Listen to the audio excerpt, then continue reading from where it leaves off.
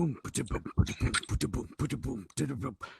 side, B side, what side are you on? Welcome back. It's another episode of the A Side, B Side podcast. What's going on, Adam?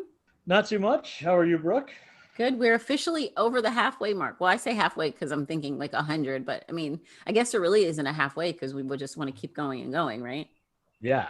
I wasn't sure at first if you were talking about the year or if you were talking about the podcast, but both. Yes, absolutely. Yeah. 100% both. So we have completed 6 months of 2021 and we've got 50 podcasts in the hopper. I don't know what that means, but they are in the can. So 2 more and we will have been doing this for 1 full year. I said it couldn't be done, Brooke. You're still your 3rd longest relationship ever. Yeah, it's closing in on 2. God, I'm bad at interpersonal stuff. So this is so funny. So, we record this on Zoom and then I go back and I edit, and I saw this really funny story about Zoom because everybody's doing everything on Zoom these days, just because, we're like in the middle of a pandemic or whatever. If you hadn't heard. I think something about it was on the news. I don't know. So there's this woman, and the story just came out about her. She had Zoom meetings with her work, and she wore the same exact shirt for 264 Zoom meetings, and nobody noticed. Damn. Nobody knows. She said, like, the very first time she did it, or I guess the second time she wore the shirt, she was like, wouldn't it be funny if I wore this? And then somebody was like, didn't you just wear that? So she said she did it just for kicks, and nobody noticed. So she said, okay, well, I'm going to do it again. And she said, and it just kept happening. And so she said she had highs and lows with it because, like, after 30 days, she thought it was hilarious. And then like 30 days later, she's like, this is terrible that nobody has noticed. And then like 30 more days later, she's like, okay, this is hilarious again. And so literally for 206, and she took screenshots for each one, and like she did like a TikTok and posted about it, and you see all the different screenshots. Her hair is different. Sometimes she's wearing something under it, sometimes it's unbuttoned, sometimes it's buttoned all the way. So every day she styles it a tad bit differently, but it is the exact same shirt. So then when they go back into the office to work, her very first day, she wears the shirt and she's like, surely somebody's going to notice this. Yeah. Nobody noticed. Nobody says anything. So she made a TikTok about it, and it's kind of going viral now. So I wonder if everybody noticed and they all felt too awkward to say anything. I don't know. They were like, what if she only has one shirt now? But there's always that one person that's like, didn't you just wear that? Yeah, you'd think. And she said, sure. She thought like for the board meetings, they'd be like, please don't wear the pineapple shirt for board meetings. But it never happened. Wait, it's got pineapples on it? Yeah, it's a Hawaiian shirt. Oh, wow. Okay. So it's a pretty obvious, like it's blue and yellow and green. It's a very obvious shirt. Okay. So it wasn't like this is a red shirt. It's the obvious Hawaiian pineapple shirt. Okay. Yes. That makes more sense then. So she 100% thought somebody would say something, and they did not. Or at least make a joke about it. Like, you trying to set a record? Because I mean, it's Zoom, and people were doing things like that. So like, hey, you trying to set a record for shirts or whatever? But nobody said a word. Wow. I had a recent Zoom event that I spent way too much time evidently worrying about what I was going to wear. Yeah, because nobody's going to notice, apparently. Nobody's going to notice. No, nobody's going to know. So have you watched anything good? I've been watching the exact same thing, Line of Duty. And then well, actually, what's kind of funny is one of the shows that I've been watching ties into my story this week, and I didn't even think about it. Wow. Well, one of the shows that I've been watching absolutely ties into the story that I'm doing this week, and I totally thought about it. So Line of Duty has still been on my watch list. I'm on season 5 now. And like I said to you last time, it's based in the same police, not station, but kind of. It's AC-12, which is anti-corruption. But each season they're investigating a different person. So like season 4, Thandie Newton was the star that was was the star of that season. Yeah, she was the one. Yeah, she's the bad guy. She was. Or was she? I don't know. You have to watch. Spoilers. Usually we stick to spoiling like just an episode. Now we'll do an entire season. I'm not spoiling anything. I don't know if she's the bad guy or not, or the bad girl, the bad lady, the bad person. Another show I watched is called Safe, or I started watching it. I'm a couple episodes in. There's only one season right now. It's on Netflix. But the star of that is Michael C. Hall, who Dexter fans know is Dexter. And that's all I'm going to say on that. I've almost completed Elementary. I am in the second to last season now. So that's bittersweet. My first time watching all 8 seasons of that. Been keeping up with Loki, which is really intense. Oh, new episode came out yesterday. Yeah. Yeah. Have you seen it yet? No. Okay. That's a show that's out there. Also the Bad Batch from Star Wars, about the clones. Watching that. Hell's Kitchen. And then of course Wimbledon and the Euros. And for Prime Day, I splurged and got myself a Amazon Fire TV. Because I was really excited to do, the talk into the remote. The irony being I still have to press a button to talk into the remote. So I have to press a button and then say, Alexa, turn on the TV. Or I could just turn on the TV.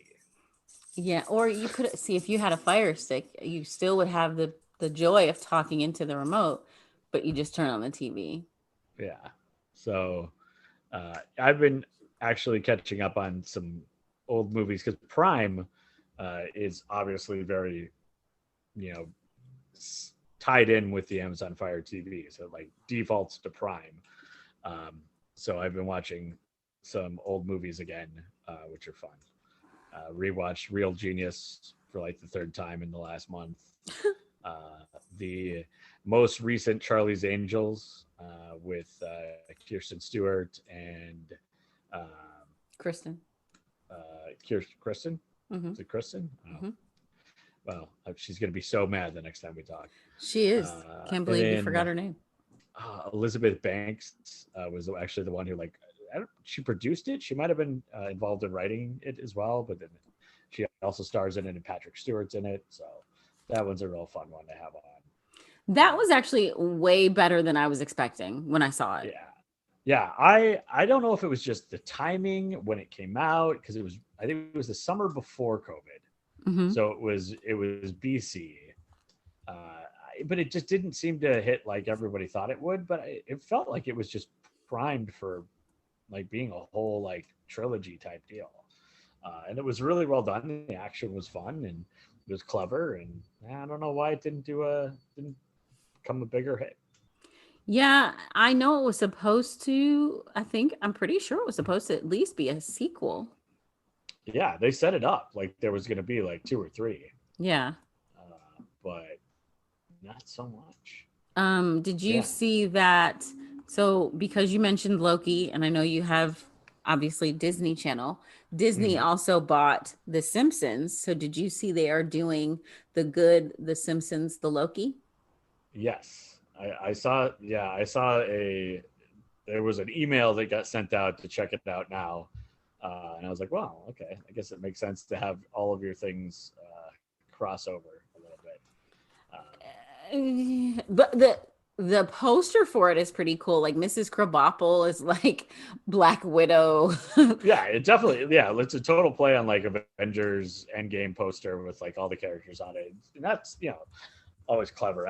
When I saw it, I was like, this is not something that I was dying to see. So. Right. Yeah, that's how I felt too. I have had a very up and down relationship with The Simpsons, and I honestly probably haven't watched an episode of The Simpsons in 10 years. I sometimes forget they're still on. So are you going to watch that one though? It'll probably, because it's on Disney Plus, and at some point, the other night, I couldn't sleep, so I just started rewatching WandaVision, and I got through that whole series again. And it just keeps suggesting things at the end, you should watch this next. And I'm a sucker, so I'm yeah, I'll watch that. Who needs sleep? So at some point they're going to suggest it, and I'm probably going to end up seeing it. I don't know that I'm going to make an appointment to view it. Okay, you'll just stumble upon it when you do. When I think I'll enjoy it more if it just kind of happens organically than if I'm like, okay, let's see what this is all about. Yeah, because it just feels a little, ham-handed. Like, oh, we got these two properties, let's jam them together. All right. Well, of course, big stories over the last couple of days. Bill Cosby has been released. Also, Allison Mack from the NXIVM cult, which there are 2 specials that you should watch if you are interested, and they're very, very good. There's a special on HBO Max, and then there's also one on Starz. So start off with the one on HBO Max, and it kind of gives an overview of some people. It's basically people that were in the cult initially, and they recorded everything, but they were doing it for the purposes of making a promotional film about, like, positive promotional film about NXIVM. Wow. But it ends up that they use all of that on the flip side. Right. So it's kind of undercover. No, I mean, like, they're openly filming everything, but like once they realize that there comes a point where they realize, wait a minute. So they're able to take the real story. Yeah. So start Didn't with kind of happen with the Tiger people too. Tiger King? Yeah. It started out as like one thing, but as they got in there, they're like, oh, there's a whole nother story here. Yes. So it's called The Vow on HBO Max, and it's all about the NXIVM cult. And then there's I cannot remember the name for the one on Starz, but so in this Vow documentary, they talk about one of the members. Her mom is an actress, and I'll remember her name here in a second for you, Adam, because that may be that woman from that show, because you've never done a woman. Her name's like Catherine Oxenberg. She's a mom, and her daughter India is inside, and she, throughout this whole documentary, she is fighting to save her daughter. And then the Starz one is kind of more into that.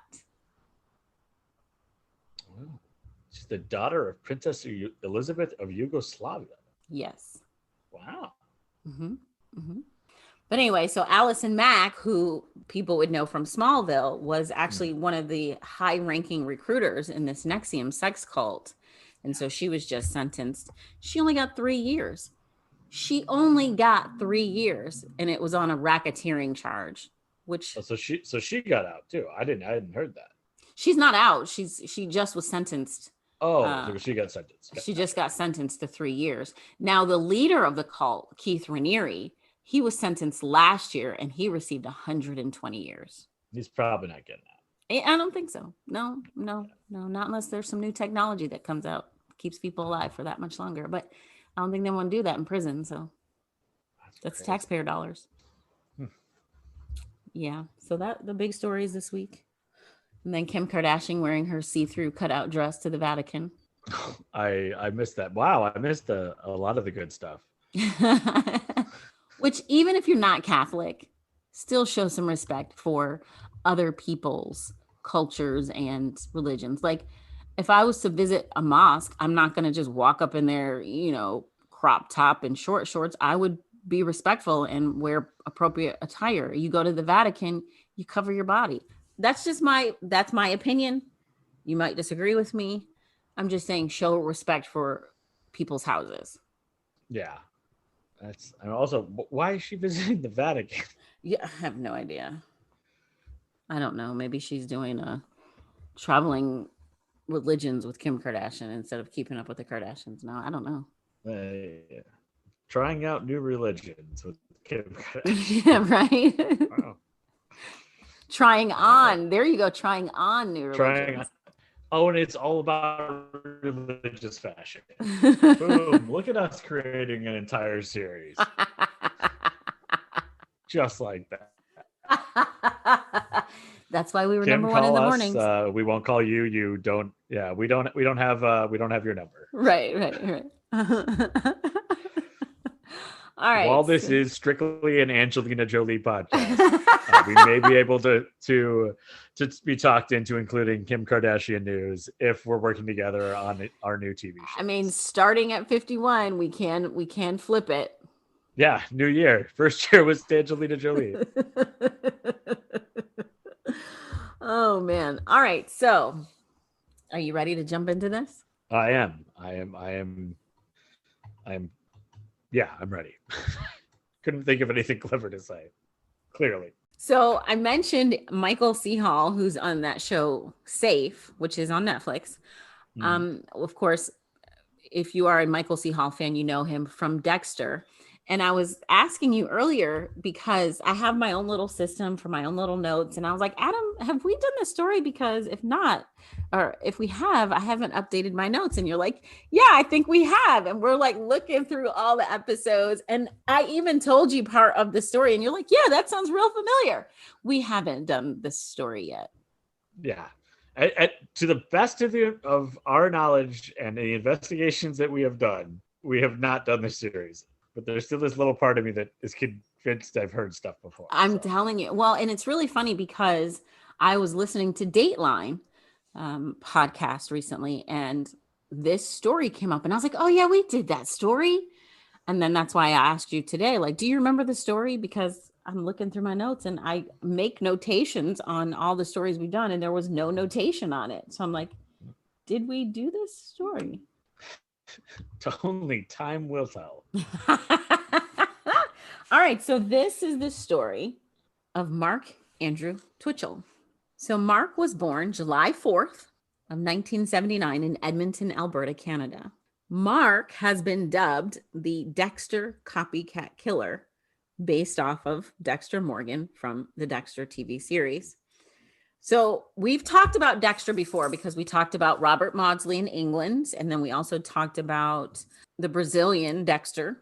Mm-hmm. So now we've got Canadian Dexter. So shockingly that we might get a little confused. Right. Seems to be a lot of Dexter copycats. Yeah. In case you have missed those or you don't know who Dexter is, Dexter was a forensic technician in the Miami Metro. This is a TV show now. Not real person. Not a real person. Dexter was a forensic technician for the Miami Metro Police Department by day and serial killer of bad guys by night. So most kids, when you ask them what they want to be when they grow up, they're going to say doctor, lawyer, police officer, president. These days, maybe even YouTuber, TikTok star, right? Mm-hmm. Mark was definitely a different animal. One of his dreams was of making blockbuster films. And his private dream was that of being a serial killer. Yeah, it's not something you can like really share though. You know, first day of school, what do you want to be when you grow up? You know, fireman, police officer, Superman, serial killer. Right. Like it's gonna draw some attention.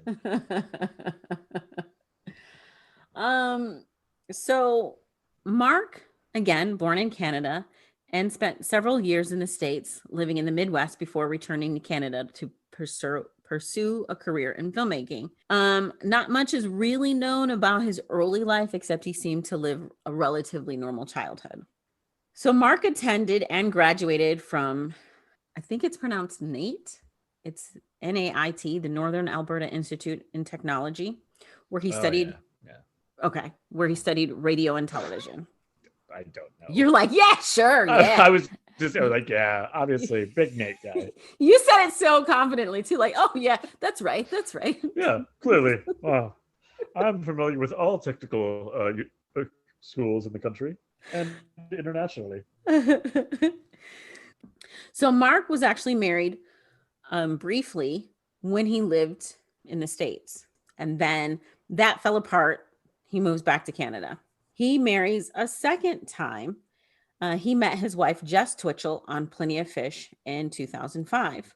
So this married, extreme diehard fan of Star Wars directed a never-released Star Wars film of his own titled Star Wars Secrets of the rebellion in 2007. It was supposed to be, or it is, it's just never been released. It is a full-length prequel set a few days prior to the original film, and it even included a cameo by Jeremy Bulloch. Now, if you aren't a diehard Star Wars fan, you should know this is a big deal. Jeremy played Boba Fett, the bounty hunter, in the 1980s Star Wars Episode 5, The Empire Strikes Back, and several other Star Wars films. Now, Adam, the reason I thought we had done this story is because I can hear in my head the entire conversation we had about this actor. Yeah, because you're a Star Wars fan.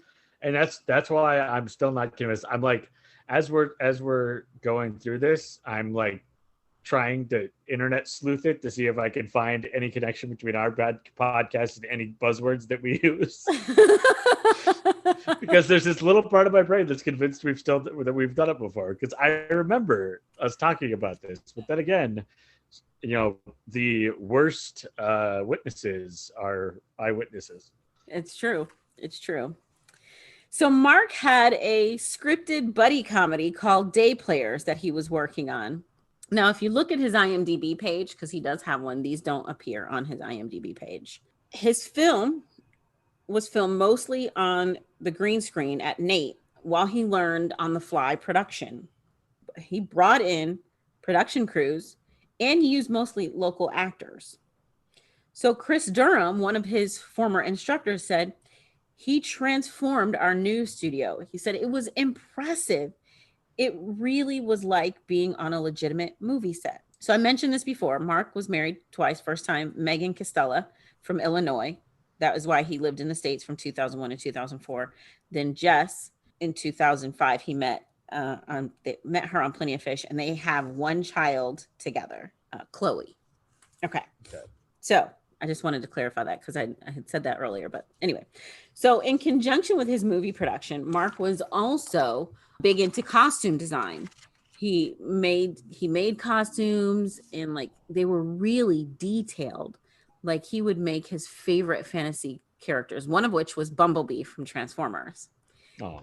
He was so good at these. He actually won first place for his costume in 2007 at the Halloween Howler, which is an annual rock and costume contest held by a radio station in Edmonton. You remember those? Oh, yeah. Radio station contest, the best. Only bringing out the highest quality. Stop. I still work in radio, I meant that completely. All right. Do you remember that time, complete and total side note, we had a contest and we had to wrap you in like toilet paper? It was duct tape. It was duct tape. And duct then tape. We stuck a bunch ping of pong balls to you. Ping pong, and people hit me with a pool noodle.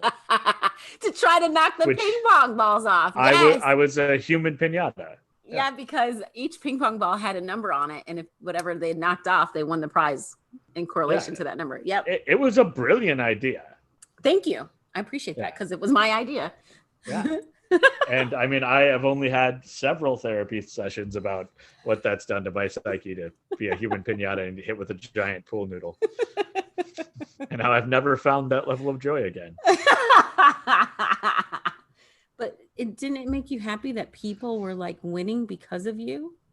Yeah, and honestly, I remember most people felt bad hitting me, and I had to like encourage people to hit me. Which, then again, that's an entirely different therapy session. But they're they're all like, "I'm so sorry, I'm so sorry." Like, oh, I was like, no, it's fine. It's a pool noodle. Right. Yeah. And I was wearing like a motorcycle racing helmet, so like there was very little chance I was going to get hurt. And you had like long sleeves and pants, and you were fine. Yeah. The worst part was taking the tape off. All right. So in September of 2008, inspired by the TV series Dexter, Mark wrote and filmed an 8-minute short horror film called House of Cards. He did this in a rented garage in Edmonton.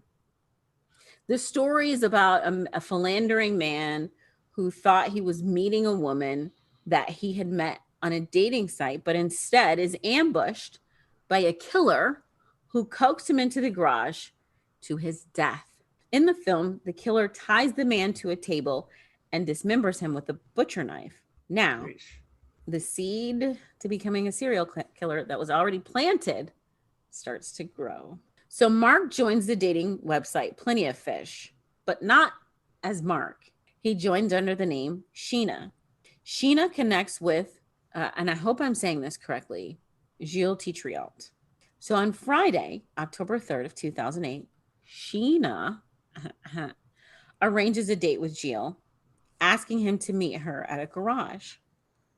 So as he enters the garage, he's excited about this date. You know, I think he was like, from what I read, he was like recently just getting back on the market, you know, worked a lot and was just excited about this date. Mm-hmm. I mean, who isn't excited to meet in a random garage? Well, here's the thing. So when he and Sheena were planning the date, she kept coming up with these excuses about why he couldn't pick her up at home. So she gave him an address, which happened to be this garage. So she's like, just meet me inside. So like the garage door is kind of lifted. He ducks in. And as he enters the garage, he's attacked from behind with a stun baton by a person wearing a hockey mask. Jeez. There's a struggle. I mean, there's a struggle. So then he was able to escape. So as he's hit with a stun gun, he couldn't move for a little bit, and then he's finally able to get up and like, you know, he struggles back and he's like running towards the garage door, and then like his legs give out, but he like rolls under the garage door. And as he gets outside, there's a couple like walking their dog.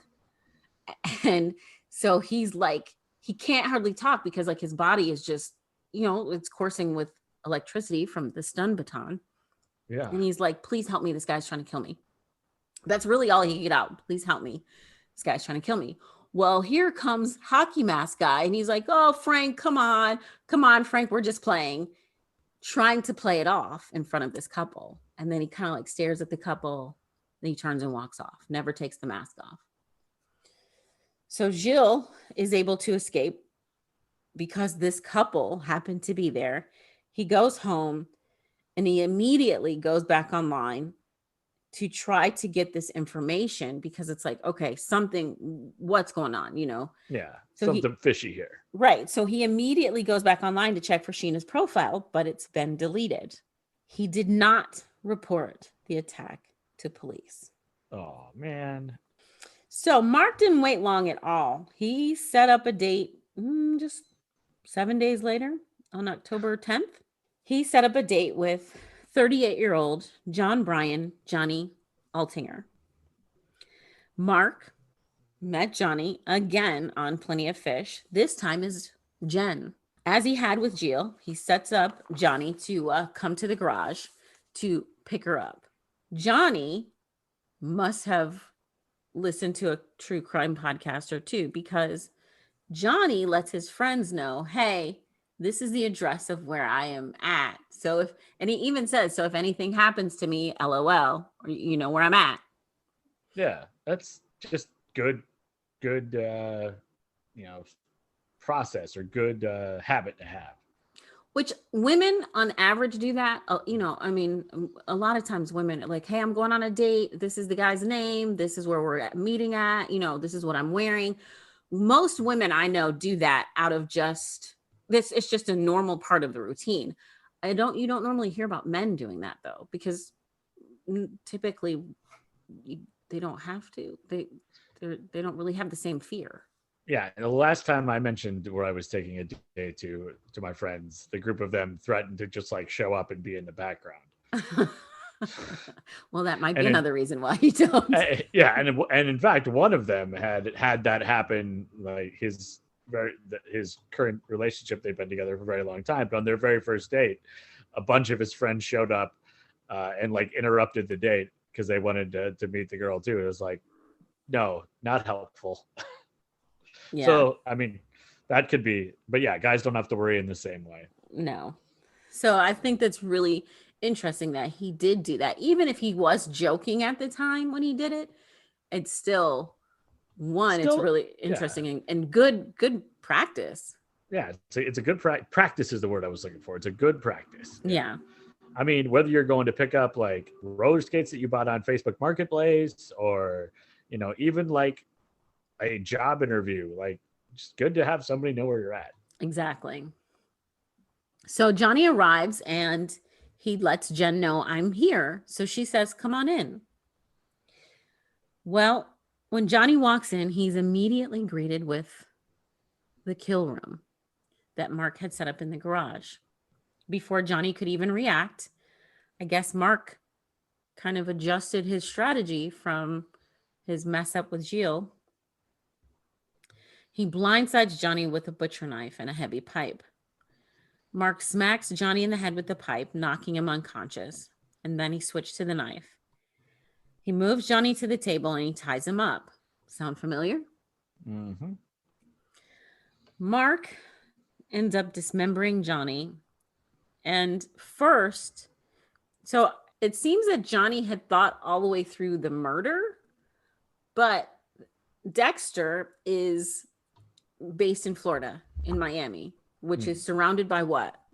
Water. Lots of bodies of water. Yeah. Swamps and alligators. Right. They're in Alberta, Canada. There's not tons of bodies of water. So I don't think he thought that far ahead. I think he was like, oh, murder. Yeah. But there's also the disposal after the murder. He wanted to be a serial killer, not a serial planner. Right. Yeah. Not a serial cleaner-upper. Yeah. So he tries to burn the body. But here's the thing. A typical fire is not hot enough to burn a body. The fires at crematoriums are extremely hot. Now, I know that's like, it seems against logic. You're like, it's a fire, it'll burn. Yeah, it'll burn you. It's not going to completely burn a body like it does at a crematorium. Those fires are insanely hot.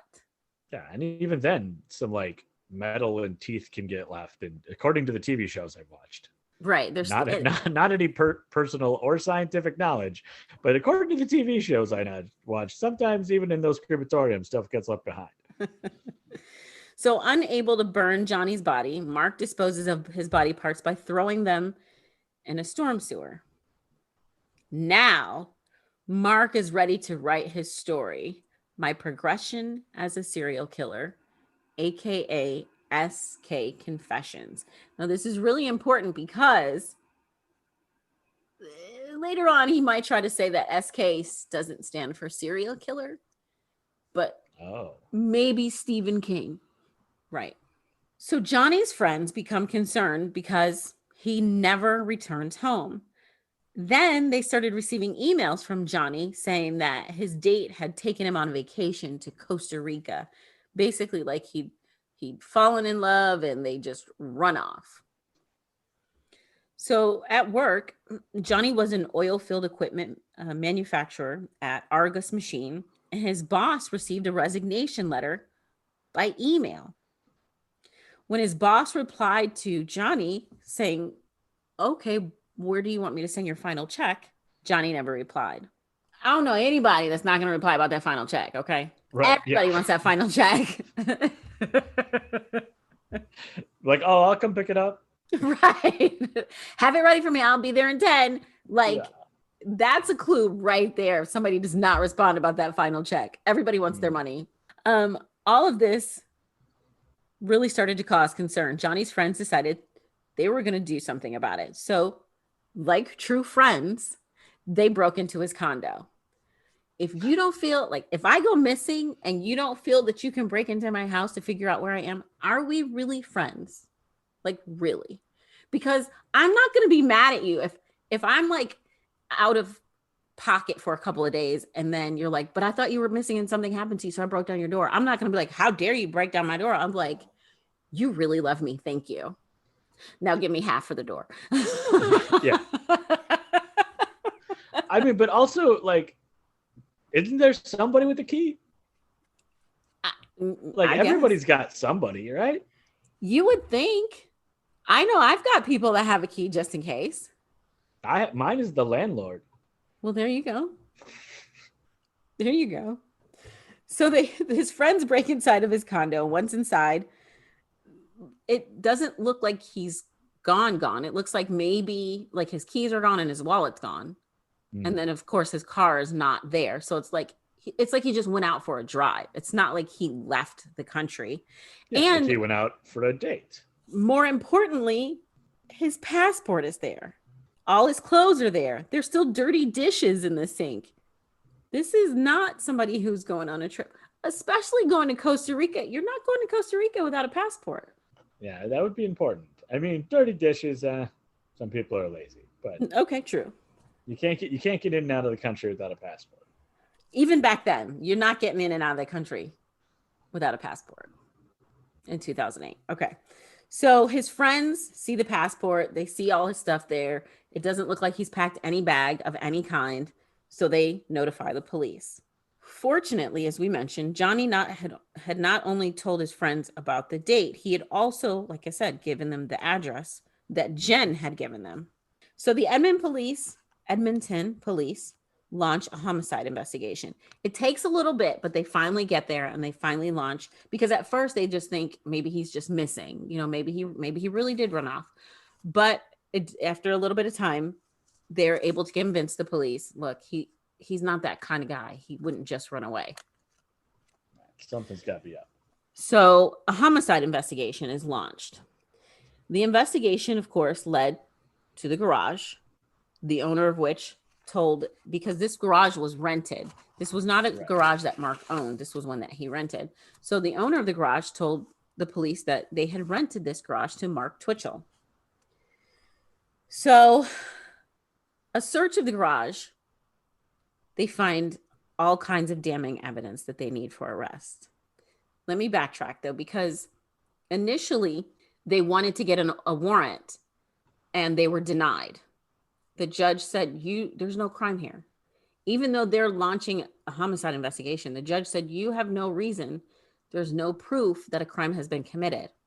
Yeah. So they couldn't get a warrant. Yeah. So what they did was they went to Mark Twitchell, who they had interviewed already. And they said, hey, Mark, do you want to help us out? Let us search your garage. Mark, thinking he's this super criminal, says, yeah, sure. They'll never find anything. And he was wrong. So a search of the garage, they find all kinds of damning evidence that they need for an arrest. They searched Mark's car and they found Johnny's DNA in the trunk, along with a yellow Post-it note in the car, reminding Mark to clean up the kill room. Really? Mm-hmm. Good God. They also found a large hunting knife with blood on it and his laptop with his book, SK Confessions.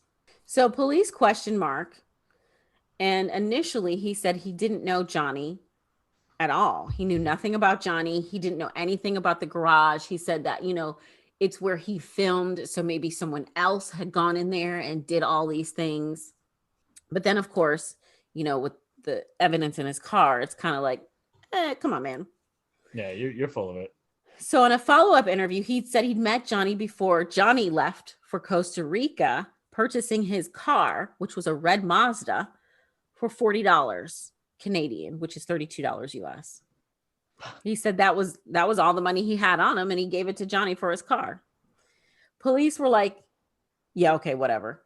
And they arrest Mark Twitchell on October 31st of 2008 in the basement of his parents' home in Edmonton, where he had been working on his Iron Man costume, presumably for the annual costume contest. Now, you're probably like, wait, wasn't he married? Why is he in his parents' house? Well, that's because not only is he a serial killer, he's a serial cheater as well. His wife had found out that he'd had a girlfriend on the side and kicked him out, so he had to move back in with his parents. Hey. Yeah. So I'm going to say he's not winning first place this year in the costume contest. Yeah, not unless it's at the jail.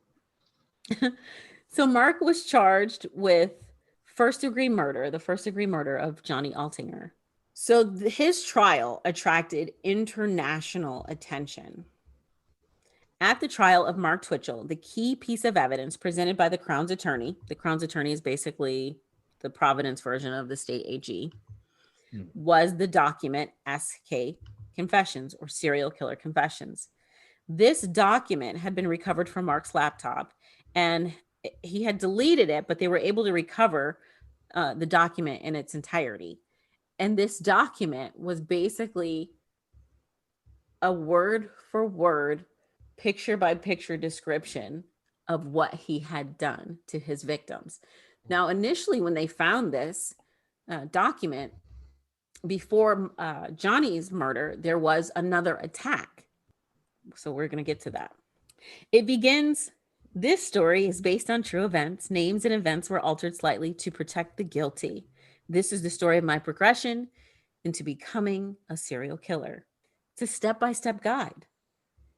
But like I said, remember, it starts off with his failed murder attempt with Gilles and his successful second attempt at luring a man into his garage for murder.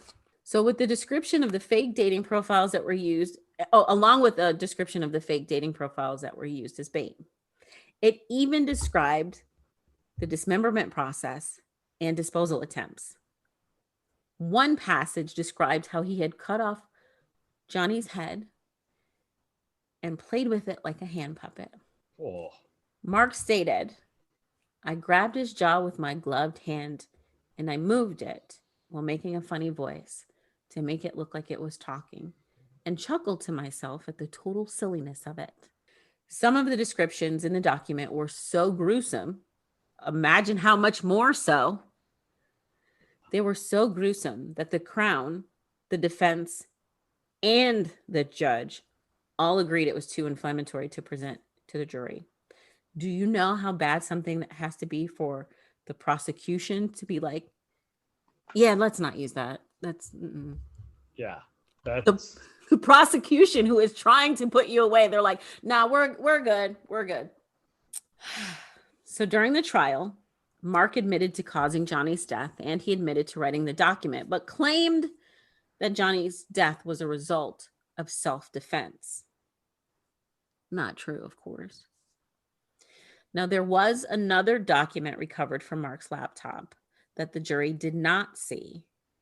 The document, a profile of a psychopath, was a detailed self-analysis of his personality and behavior. It wasn't released until after the trial, being deemed too inflammatory, and it could have compromised the trial. So remember, we talked about that first attempt. On Gilles. So on November 2nd of 2008, a friend informed Gilles about the death of Johnny Altinger.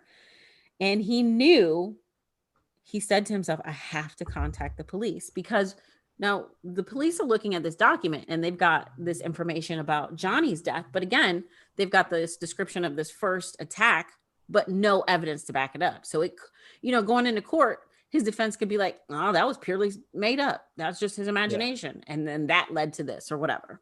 Gilles contacts the police and he told them about his horrific encounter with Mark Twitchell. He also said, look, I didn't come to you because I was completely embarrassed. And Mark, before he left, after that attack, he informed Gilles if he went to the police, he would kill him. Right. On April 12th, 2011, Mark Twitchell was convicted of first-degree murder of Johnny Altinger and sentenced to life in prison with no chance of parole for 25 years, which would be 2036. Mark now has to face the attempted murder charge for the attack on Gilles Tetreault. So the Crown prosecutors, they go back and forth on pursuing this attempted murder charge because a conviction of attempted murder is not going to impact that life sentence ruling that Mark had already received. So it's like, well, do we add insult to injury, as they say, or and do this or not? Right.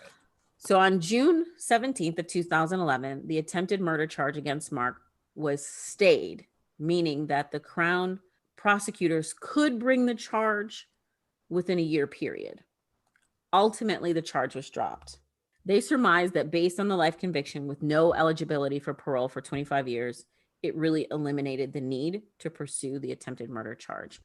I get what they're saying, but I can't imagine how he must feel like, so my attempted murder means nothing. Like, I get it from the legal standpoint. I do. But as that victim, I feel really bad for him because it's like, where's my justice? Right. But I mean, there is justice because Mark's in prison, but it's at the same time, it's like, but what about me? Right. But I mean, I guess it'd also be like the survivor's guilt of if I'd have done if I'd have come forward earlier, maybe. Yeah. Yeah. So as I mentioned, the media attention on this case was international. It caused debates in and out of the courtroom. Some wanted the media to be able to report the more sensational, gruesome details of the trial, and others did not. Prior to the trial start, both the Crown prosecutors and defense sought out bans on publications to have sealing orders on police evidence to prevent the media from reporting the details of the case until the jury could hear it. The media fought back, and ultimately the judge agreed to the ban in seal order. He wrote, "There is a real risk that pre-trial publicity will undermine the accused's constitutionally protected right to a fair trial." The jury poll was vetted using a challenge for cause procedure to ensure that none of them had been unduly influenced by media coverage, which is a big thing here. Like, they always talk about that's a big thing they use in a lot of trials here. And I think they tried to use that in Chauvin's about unfair media coverage, and he wouldn't be able to get a fair trial. And they tried to move it to a different location, and basically the judge is like, there's no place you can go where this hasn't been in the news. So right. This is ridiculous. Yeah. So I guess to prevent any of that from happening, they did this ban and seal order. When the bans were finally lifted, the media went crazy with coverage. It was even covered by Dateline. As I told you, even though I had already had my notes on this, I listened to the Dateline podcast on it because I wanted to hear what things they have to say about it. And I was still even convinced them, like, oh yeah, that was in my notes. Oh yeah, that was in my notes. Yeah, we talked about that. It was also covered on 48 Hours. So after Mark's conviction, the defense tried to use extensive media coverage as grounds for appeal. The argument was that the media attention surrounding the case was so extensive, so blatant, so overly sensational that it was unreasonable to expect any sequestered jury to have remained uninfluenced by it. That was the argument, regardless of the judge's instructions in the charge. Ultimately, for some reason, the appeal was dropped in 2012. In December of 2012, a little more than a year and a half after Mark's conviction, Dexter's star Michael C. Hall was interviewed on a Canadian radio show about Mark Twitchell and other copycat killers. And Michael said that he didn't believe that the show contributed to the making of serial killers. He says, quote, "I would hope that people's appreciation was more than some sort of fetishization with kill scenes." And in reference to Mark, Michael stated, "I wouldn't stop making Dexter because someone was fascinated by it in only that way. I try to tell myself that their fixated nature would have done it one way or the other, but it seems Dexter had something to do with it. It's horrifying." I get his point. It's like, well, if it wasn't Dexter, it would be, whatever other show there is about this. So yeah, or something completely different. I mean, I heard voices, or my neighbor's dog was telling me to kill people. Right. I mean, how many millions of people watch Dexter? Not all of them are going out and killing people. Right. So the percentages are probably pretty much the same as the number of million, like this percentage of that, million people may commit a murder. Right. So in May of 2013, while incarcerated at the Saskatchewan Federal Penitentiary, a medium security facility west of Prince Albert, Saskatchewan, Mark was able to purchase a flat screen TV for his cell. He said he's caught up on every episode of Dexter that he had missed between his arrest and conviction, and even started watching reruns. Mark's case was featured in the news magazine Crime Watch Daily on May 1st of 2017. Gilles Tetreault was interviewed, as was Steve Lillibon, the author of The Devil's Cinema, a book about the case. And during the program, Gilles was taken back to the garage where his attack occurred. He talked about his experience on Dateline NBC. It's called Deadly House of Cards. CBS's 48 Hours, their version is called Screenplay for Murder. CBC has Murder He Wrote. The Fifth Estate, which is on biography channels, which is on Biography Channel, and ID Channel has I Survived. And the episode is Dates from Hell, Web of Seduction. And then Reels Channel also had Security Briefs, Script for Murder. So the media frenzy is certainly continued. Yes. And Gilles has also written a book about his experience. Mark, who we mentioned, was divorced by his wife after his arrest in 2008. Also because, he'd been active on dating sites and she found out he was a cheater.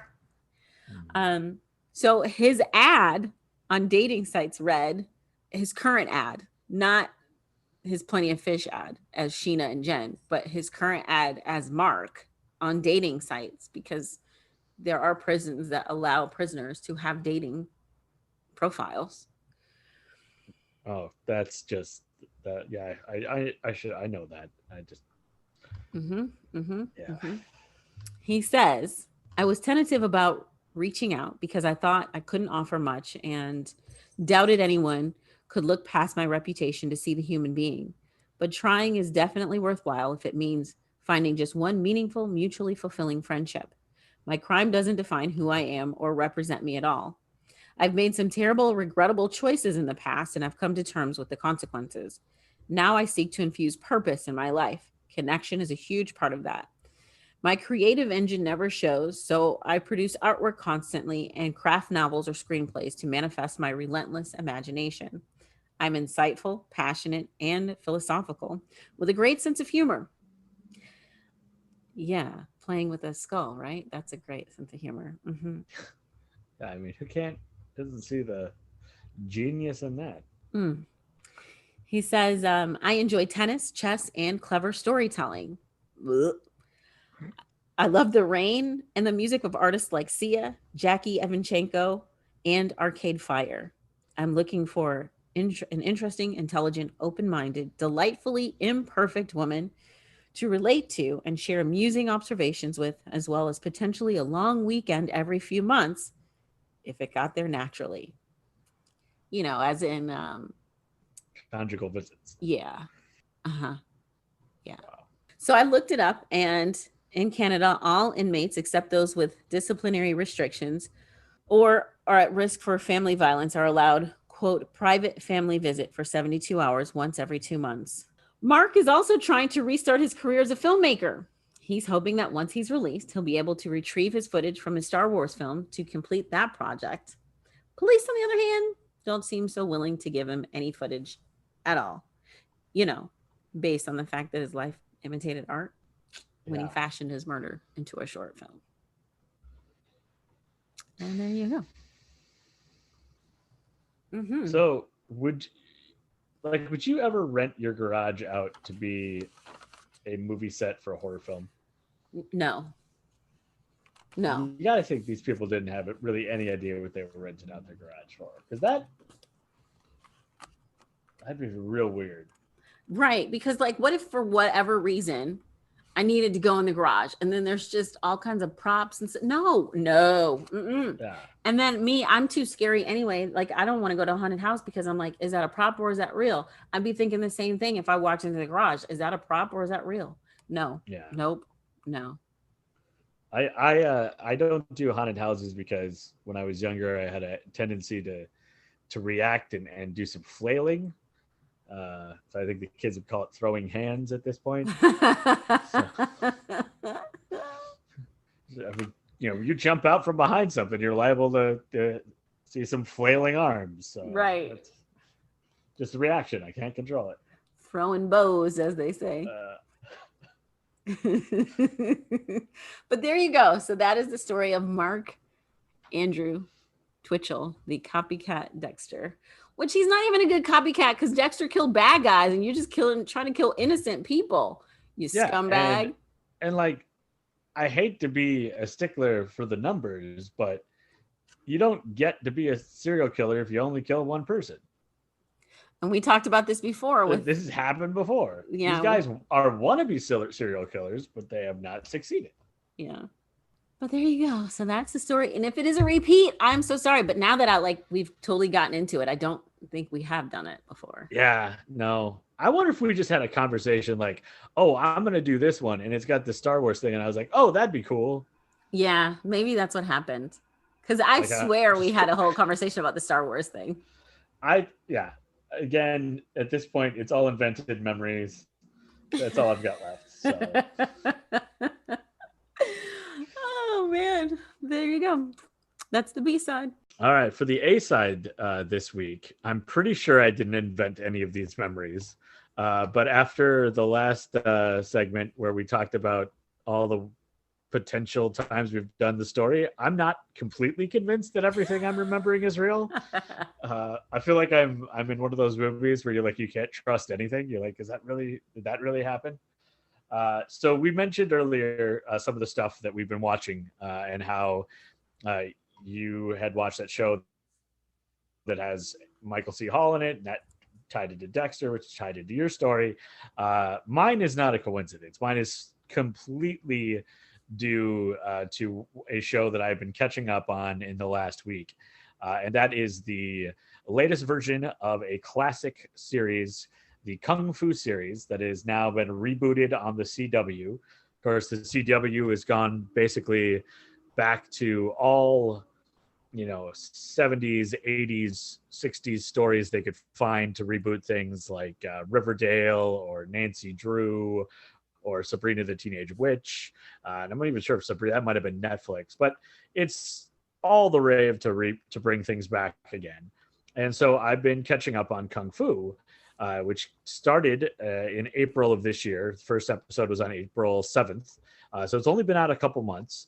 I watched the first couple episodes and then got distracted with other stuff and realized I had about 6 to 7 in the queue that I needed to catch up on. And so I've been binging them.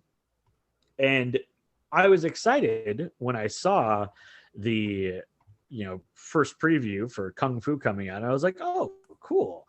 I remember Kung Fu. I remember watching that show. This is indeed totally different story, but kind of just the idea and soul of the project being the same. And so I was like, okay, well, that's cool. Well, today for this week's segment, I'll do a little research into Kung Fu because it's something I remember watching and it's kind of neat. I'm sure there's stuff I don't know about it. And I guess when I said that this is about this, mine isn't about false memories, or I hope it isn't, but it totally is, because the Kung Fu that I remembered wasn't the Kung Fu that was the original. So I thought I knew what I was talking about, and it turned out it wasn't. So that's sort of the theme. That's our theme for this week. It's our theme of the day. We thought we knew what we were doing, but we weren't. So first, the current one, a brand new one that has started here in April of 2021. It is produced by Warner Brothers Television series. It was based on Warner Brothers Television's original series, which came out in the 1970s. One of the cool things about the modern series is it's one of the few American network dramas to feature a predominantly Asian American cast.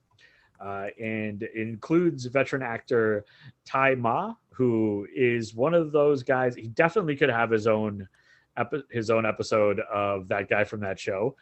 You probably would recognize him from Mulan, or he was the ambassador whose daughter got kidnapped in the Rush Hour movie. He's been in just hundreds and hundreds of things. And he's, plays the father of the main character in this version of Kung Fu. But he's really great, and the whole cast has been really good so far. But the first thing that made me think of Kung Fu was like, oh, I remember that series, was the moment in one of my favorite movies of all time, which is Office Space. And so in Office Space, Jennifer Aniston's character, who works at the Flingers restaurant, and Ron Livingston's character, who is the main character who quits his job, or stops going, doesn't quit, just doesn't want to do his job anymore. They meet at her restaurant, and he asks her out, and they're sitting down at the table. And at first, it looks like this whole like quasi date thing is going incredibly horribly. Ron Livingston is basically just admitting that he doesn't like his job and he's not going to go anymore, and he doesn't think he's going to pay bills. All he really wants to do is go out to a nice dinner with you and then go home and watch Kung Fu. And then Jennifer Aniston, like there's like this moment where like in the background the theme to Kung Fu plays and the camera zooms in on her and she's just in disbelief. She's like, I love Kung Fu. And like that's their magic moment. And now this loser who's basically giving up his life somehow gets to date Jennifer Aniston, which makes no sense, all because of Kung Fu.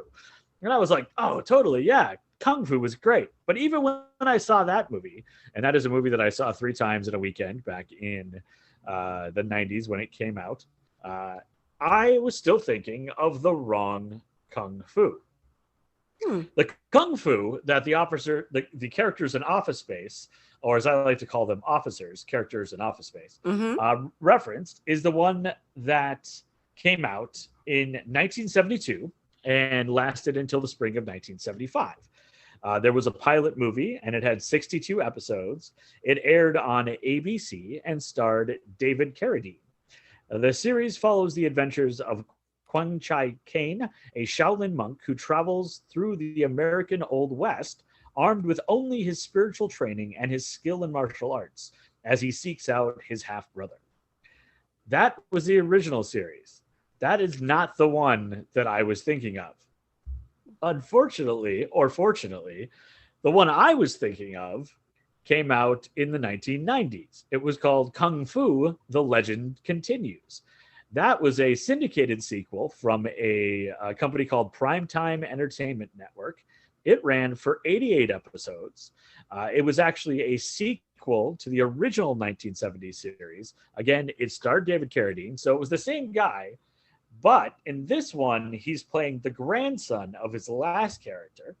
And the original Kung Fu was set in the Old West. Kung Fu: The Legend Continues is set in modern times in San Francisco, Oakland, Northern California.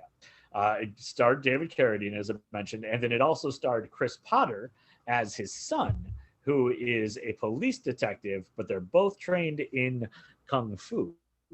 Chris Potter was also the star of one of Middle School Adam's favorite shows, which was Silk Stockings on the USA Network, which was another cop show. He's gone on to be on Dynasty, other soap operas. Just one of those like really handsome guys that ends up like always in different shows, kind of bounced around. What I didn't realize is that Chris Potter, who plays the son, also voiced the character of Gambit in the 1990s X-Men cartoon. Wow. And you can draw a linear line between the 1990s X-Men cartoon, which started on Saturday morning, got such good ratings that one summer they had a special primetime week where from Monday through Friday, there were 5 episodes of X-Men cartoons that were premiered in prime time over the summer. And I remember this because I was in 8th grade at the time, and I was recording them on VHS. So we had friends over. We had this new family that moved into town, and my parents had them over, and I had to run downstairs in the middle so I could start the VCR, so I didn't miss the X-Men cartoon. And the son of this new family that had moved into town came down to figure out what the heck I was doing and made fun of me. We're still friends to this day, but he was like, it's like, dude, why are you like freaking out to record a cartoon? And I'm like, dude, it's X-Men in primetime. This is important.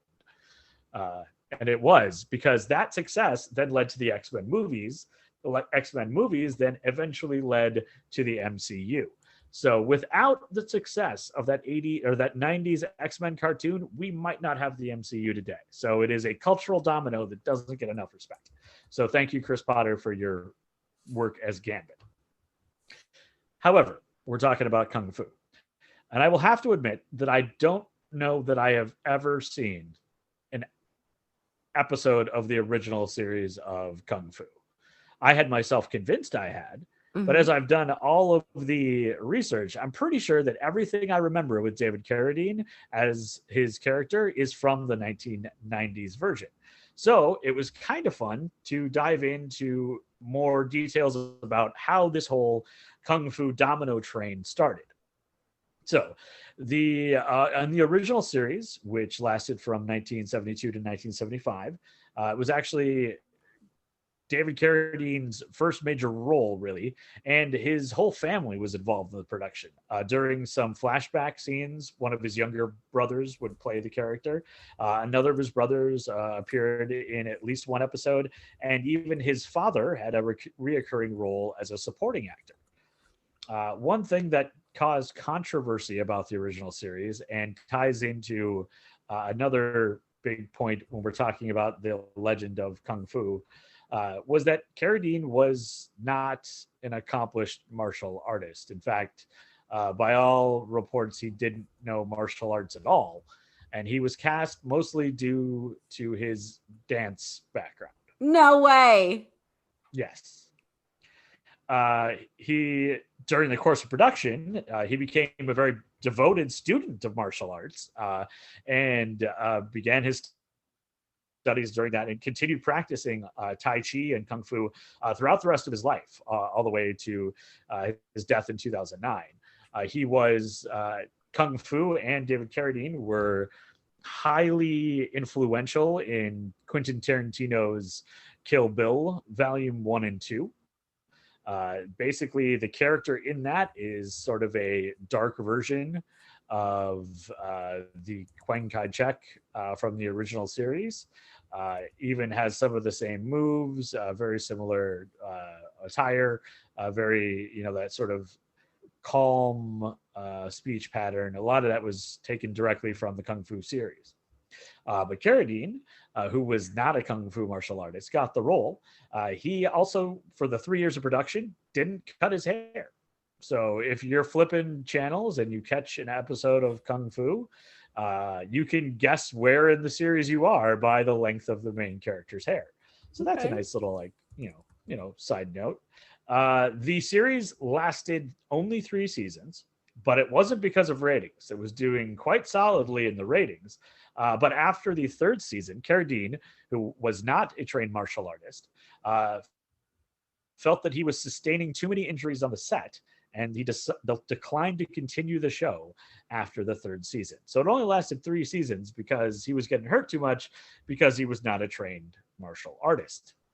Also, a couple of odd tidbits. The Shaolin Temple that is seen and referenced and is a location in the original series was simply a redressing of an old set that the movie studio had. The castle, which was turned into a Shaolin Temple, was actually the castle set from the movie musical by Lerner and Loewe, Camelot. So in 1967, it was King Arthur's castle. In 1972, it was a Shaolin Temple. Old school Hollywood frugality at its best or worst, depending on how you look at it. I do want to see two episodes of the original 1970s version just for their guest stars or the person you could kind of see in the background. 2 of my favorite actors and 2 actors who are often on my list of who would you invite if you could invite 3 people living your dead to dinner. Mm-hmm. Both appeared in the series. Do you have any guesses? One is going to be the Sherlock, the original Sherlock. What's his name? It's not, but now you got me. I'm like, what? Because you did the whole thing on him. Yeah. I want to say Rufus, but it's not Rufus.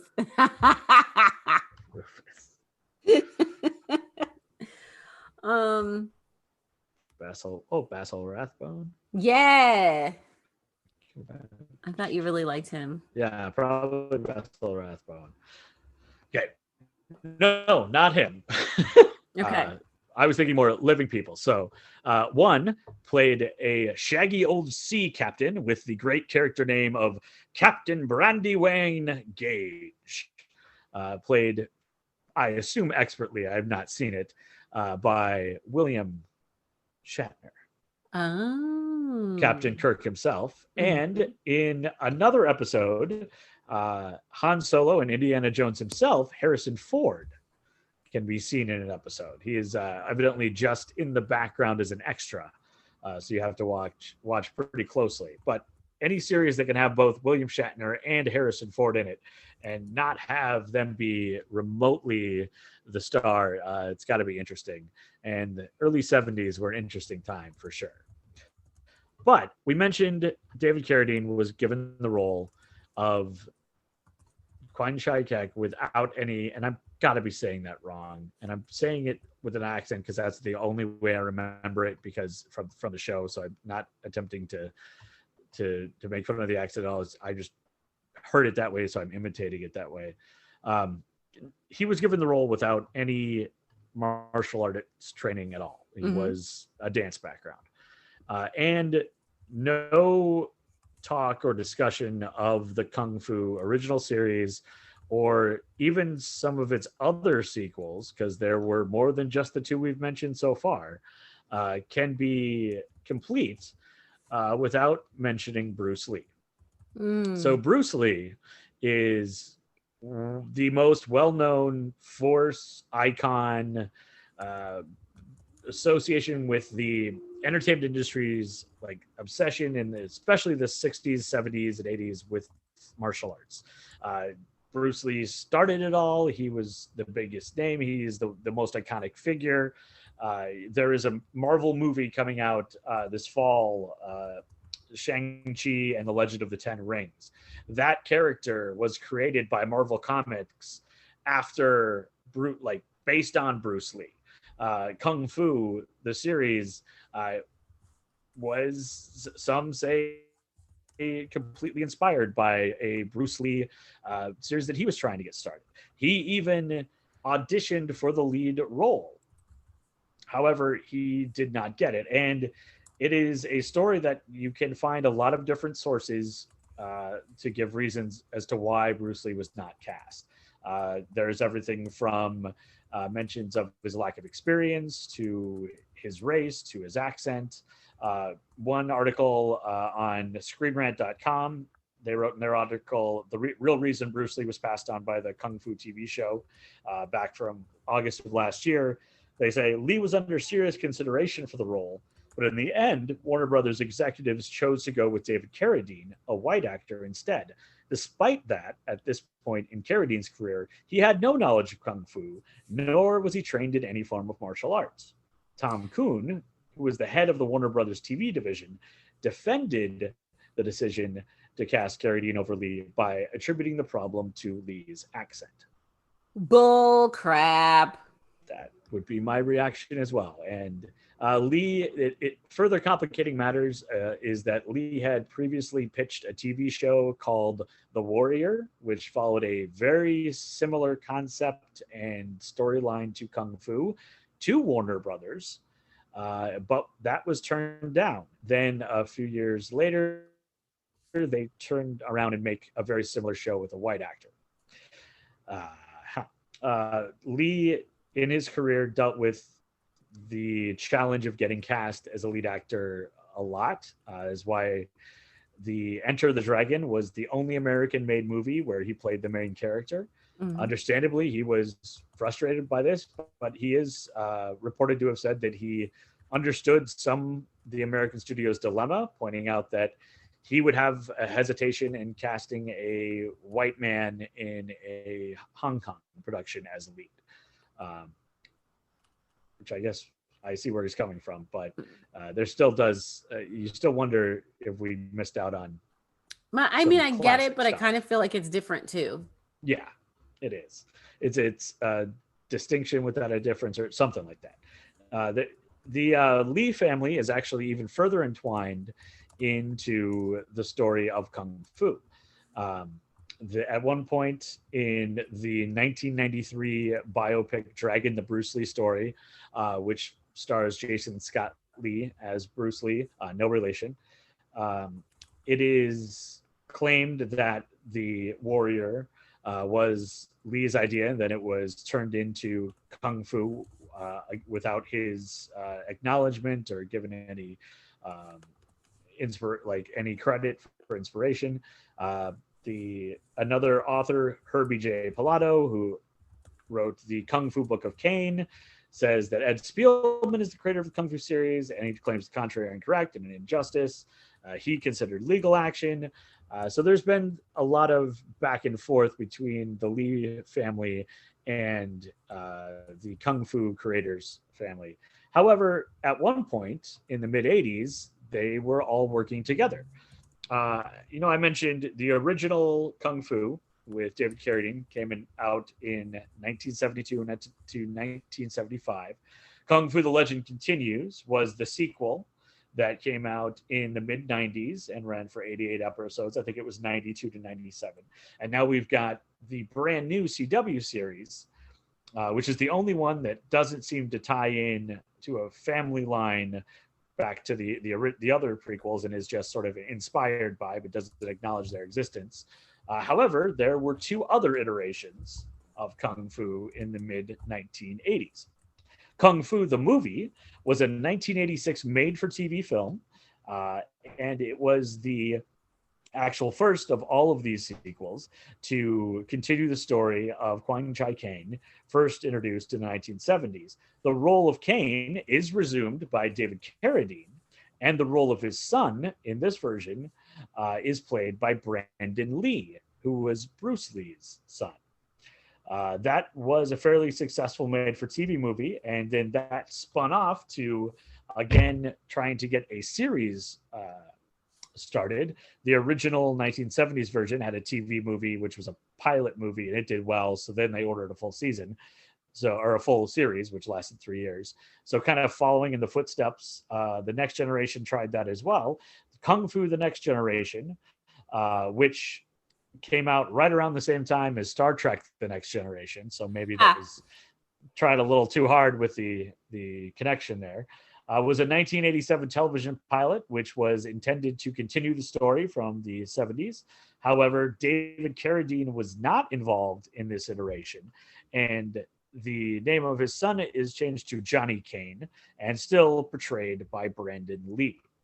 So this brings the lineage of Kung Fu to 2 TV movies and 4 TV series, 2 of which involved Brandon Lee after his father was not given the lead in the original, 3 of which involved David Carradine, and the brand newest season, or the newest series, which has just about completed its first season and has already been renewed for season 2, which has virtually no connection so far to the ancient 1970s version as well.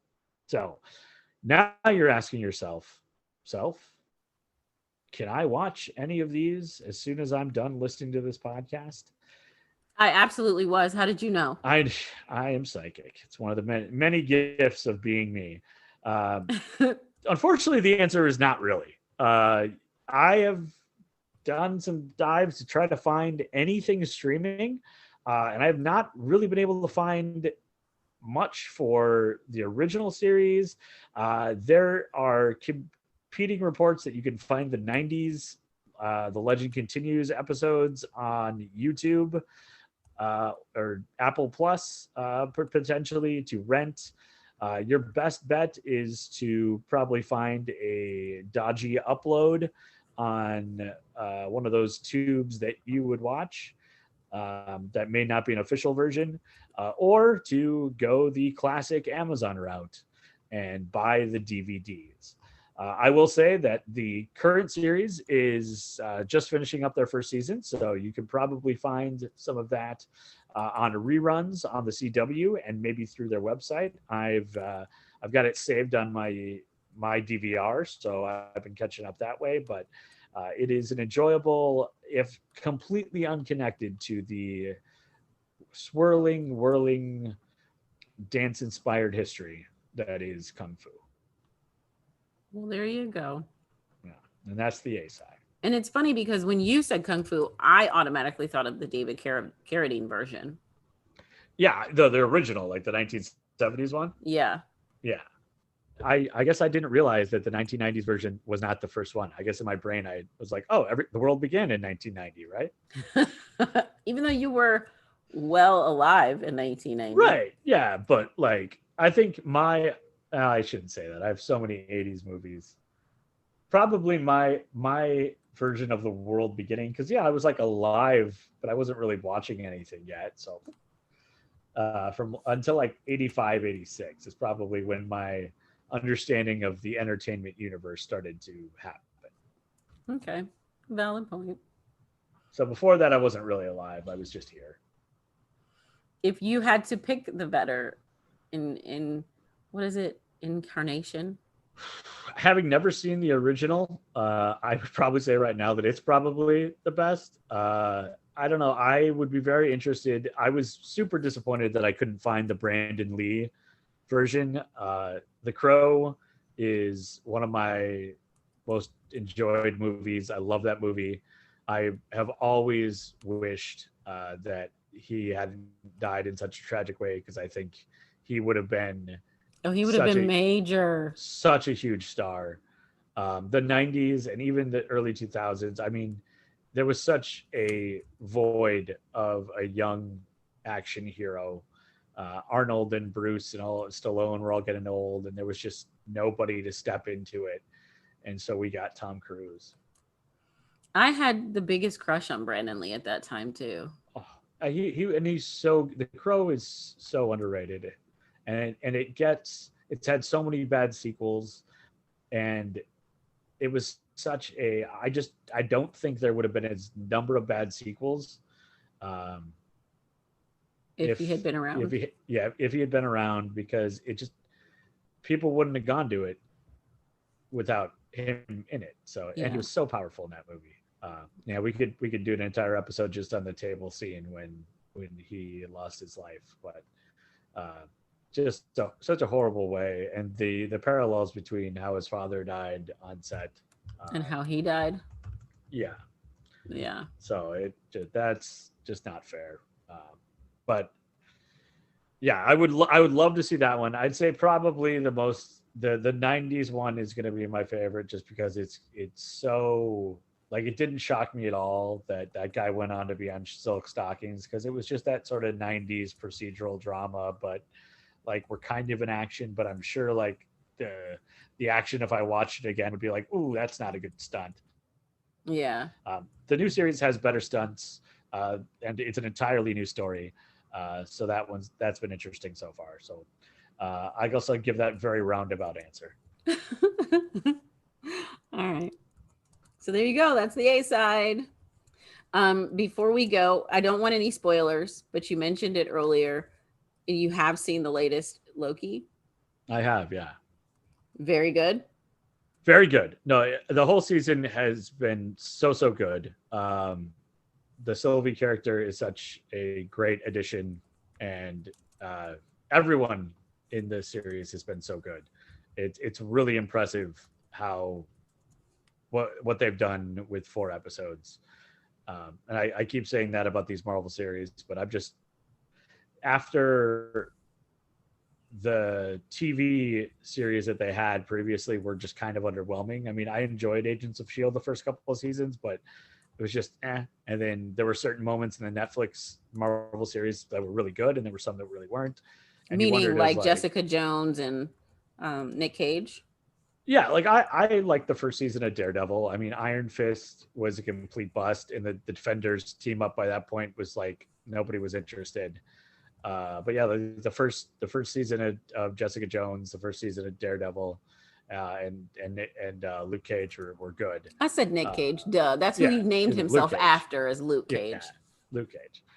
But I was concerned, honestly, but they have been just so incredibly good, and Loki has just, they keep upping the bar. So it's going to be a high watermark for these movies that are coming up, where we don't really have any emotional investment in Eternals or Shang-Chi or, I mean, Black Widow we do, but that was supposed to come out last year.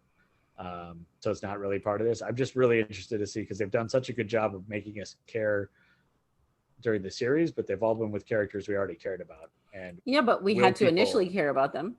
Yeah, they initially made us care about them, and they did that very well. So yeah, so I shouldn't be surprised, but I'm blown away by the Loki so far, and next Wednesday can't come fast enough. So are you excited about Black Widow? I am. I think it's going to be fun. I'm curious to see if there are more like tie-ins to like Julia Louis-Dreyfus character that we saw in Falcon and Winter Soldier, because I've heard rumors that she might pop up in it, or are they just going to do like a complete just action spy movie, which I'm down for as well. Now, I am not super excited, but it does have, besides Scarlett Johansson, which, you know, everybody's like, oh, she's so beautiful, whatever. It has, oh goodness, now I can't think of her name. She was in Hereditary. Florence Pugh. Pugh, yes. Yeah. P-U-G-H. And she's actually pretty funny because she does like cooking Instagram videos sometimes. And she's really good at that. Like, keeping you engaged and stuff on there. And then it also has from Stranger Things, David Harbour. Yeah. And of course, Rachel Weisz.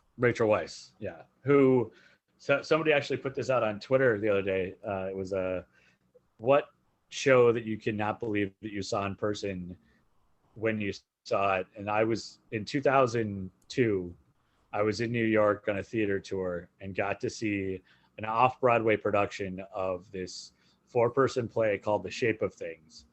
And the 4 people in the show, it was Paul Rudd, Rachel Weisz, Gretchen Mol, and Frederick Weller. Wow. And I was 3 rows away from Rachel Weisz and just completely blown away. So that will definitely, it's on a top 5 audience moments of my life. And Paul Rudd looks exactly the same as he did that. But it's kind of cool to see Rachel Weisz in an action movie now. Yeah. All right. Well, I think that's all my questions for this week. If you'd like to support the podcast, of course, you can do that. It's buymeacoffee.com/A-side-B-side-pod. You can always, we always post pictures and our sources on our website. Adam? A-side, B-side, square.site. Dang it. So close. A-side, B-side, podcast.square.site. You just forgot the podcast part. Podcast, yeah. A-side, B-side, podcast.square.site. Yes. I'm so excited. The puppy t-shirts are on there. Other t-shirts are on there. Sweatshirts are on there. So head on over, get yourself a coffee mug and have some coffee with us. Let us know where you're listening while you're drinking your coffee. You can tag us on Instagram and an Instagram story. We would love that. You could do it with your A-side, B-side coffee mug while you're listening. Also, and when Kim Kardashian when you give us a call, we'll send you a mug for free, so we can start working on that series. So.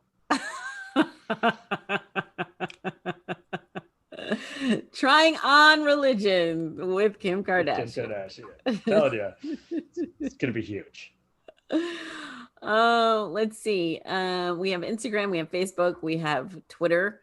You can do like Sarah just did not too long ago, just a couple days ago, and hit us up on on Instagram on direct message.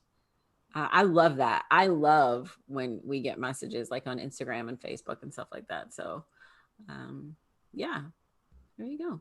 All right. So episode number 51. Next week is a year. I know. Oh my goodness.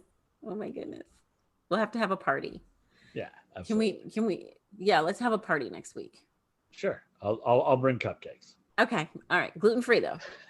Oh, right. Yeah, obviously. You know I'm cooking. All right. Thanks, Adam. Thanks, Brooke. A duck blind on Reelfoot Lake in northwestern Tennessee becomes the unlikely site of a double homicide. Then the suspect's body is discovered floating in the murky waters nearby to the scene of the crime.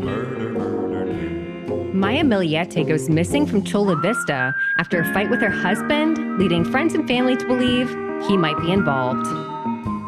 Tune in to Murder News, the Listen Edition, every Friday for the biggest true crime cases making headlines each week.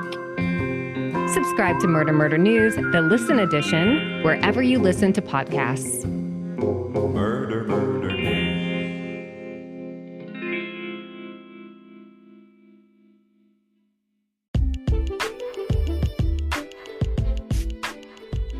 As always, thank you for listening to A-Side, B-Side Podcast. If you enjoy the show, please, if you don't mind, head on over to Apple and leave us a rating or a review. And if you'd like to continue to support the podcast, you can do so by heading on over to Patreon, or you can buy us a coffee, as well as buying merch on our website, asidebsidepodcast.square.site. From Adam and I at A-Side, B-Side Podcast, please remember to wear your mask, social distance if you're around people that don't live in your household, and just be safe and happy. Thanks again from us here at A-Side, B-Side Podcast.